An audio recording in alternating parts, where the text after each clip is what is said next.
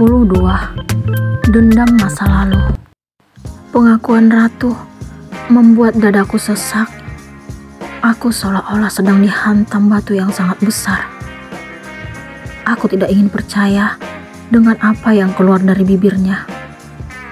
Anakku itu tidak mungkin melakukan sesuatu yang membuat orang tuanya malu. Kamu jangan bercanda, sayang. Aku memegang kedua lengannya dengan kuat. Maafin Ratu, Mah. Ratu gak bisa jaga nama baik keluarga. Dia menangis histeris. Ada apa, Mah? Aku dikejutkan suara Mas Fandi. Mungkin karena mendengar suara Ratu, dia pun terbangun. Anak kita, Pak. Aku juga tidak mampu membendung air mataku agar tidak jatuh. Sementara Mas Fandi langsung menghampiriku dan Ratu. Ratu, kenapa, Mah? Suamiku itu tampak bingung. Revan udah merusak Ratu, Pak. Aku sangat sakit mengeluarkan kalimat tersebut. Maksudnya apa, Mah? Mas Fandi kembali bertanya. Akhirnya, aku pun menceritakan apa yang terjadi sebenarnya kepada Mas Fandi. Wajahnya menunjukkan perubahan. Tanpa bicara satu kata pun, dia keluar kamar. Aku tidak tahu apa yang akan dia lakukan. Aku dan Ratu pun memilih mengikutinya. Mas Fandi menuju ruang tamu lalu keluar. Kemudian melangkah ke rumah Mbak Sandra. Aku sangat tahu bagaimana perasaannya saat ini. Dia pasti tidak akan terima dengan apa yang terjadi terhadap Ratu yang kini telah kehilangan kehormatannya. Revan, buka pintunya. Mas Fandi berteriak sambil mengetuk pintu rumah Mbak Sandra. Untung saja pintu pagarnya tadi tidak terkunci, jadi kami bisa masuk. Tenang, Pak. Aku mencoba menenangkannya. Papa gak mungkin bisa tenang, Mah. Wajahnya menunjukkan kemarahan. Kenapa teriak-teriak di rumahku? Tanya Mbak Sandra setelah membuka pintu. Aku mau ketemu anakmu. Mas Fandi memberikan balasan. Revan gak di rumah. Dia tadi keluar. Entah kenapa Mbak Sandra bicara sambil tersenyum. Dia harus bertanggung jawab atas apa yang dia lakukan pada Ratu. Mas Fandi kembali membuka suara. Tanggung jawab apa? Memangnya apa yang Revan lakukan? Dia telah menghancurkan hidup anakku. Kamu benar-benar lucu. Nggak ada yang menghancurkan hidup anakmu. Bukannya dia yang nyosor ke sini untuk nyerahin diri. Apa? Aku sangat terkejut mendengar ucapan Mbak Sandra. Aku seolah-olah kembali pada saat dimana dirinya tidak memiliki perasaan sama sekali.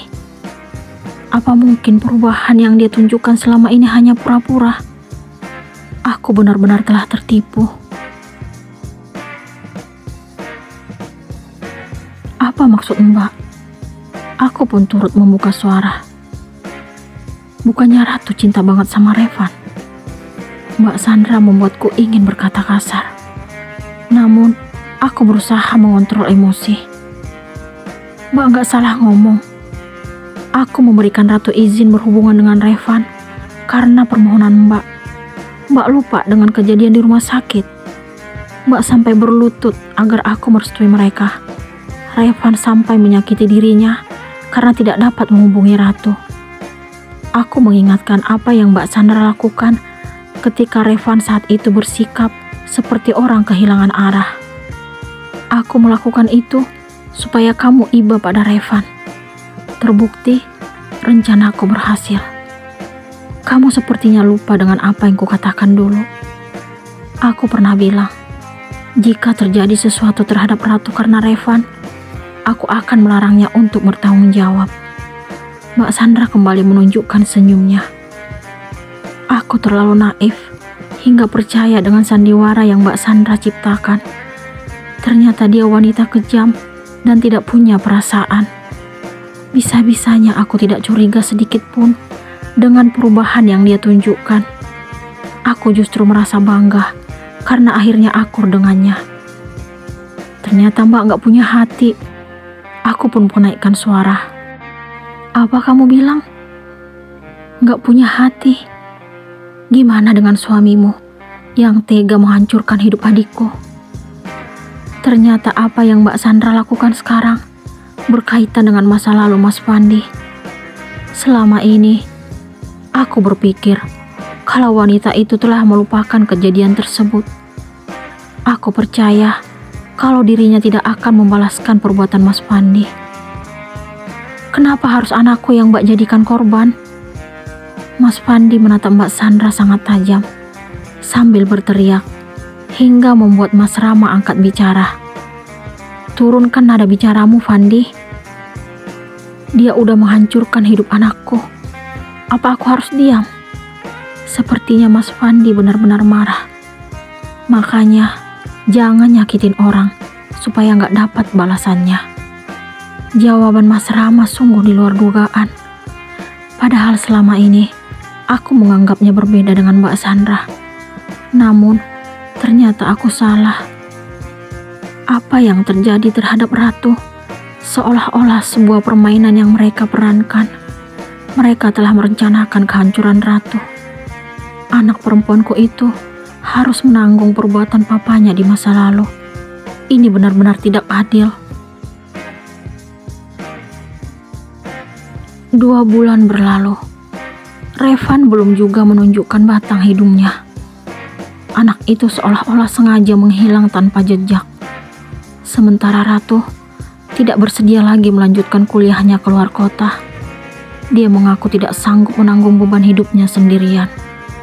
Hampir setiap hari, anakku itu merenung dan mencoba menghubungi Revan. Tetapi hasilnya sia-sia. Aku tidak pernah menyangka kalau Revan tega berbuat sejahat ini terhadap Ratu. Padahal selama ini, dia tampak sangat mencintai buah hatiku tersebut. Ratu nggak kuliah lagi, Bel? Tanya Mbak Dewi suatu hari.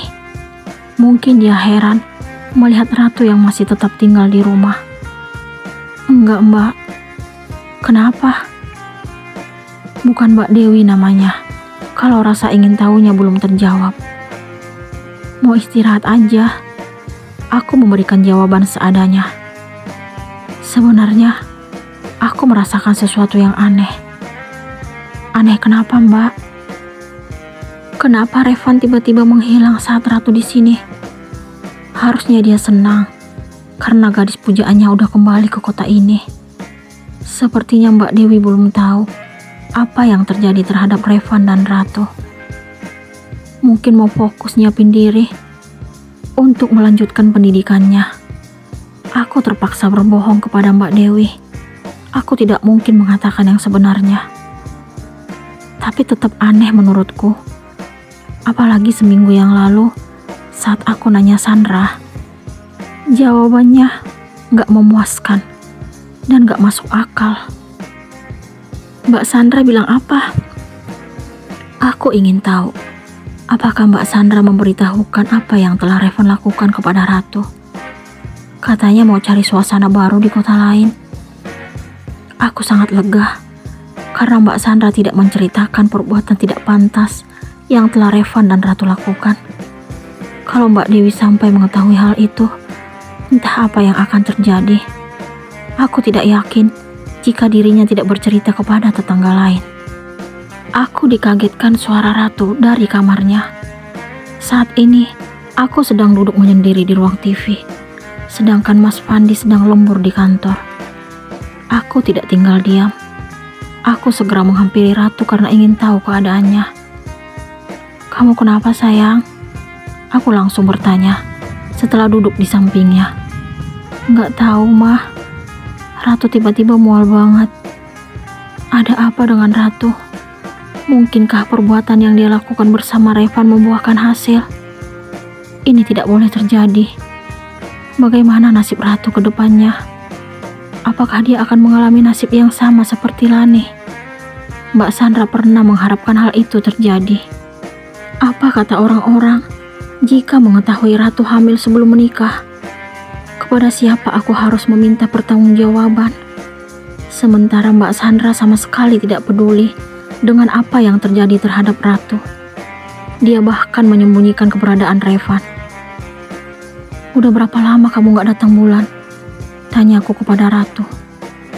2 bulan, Mah." Apa sebenarnya yang terjadi terhadap Ratu?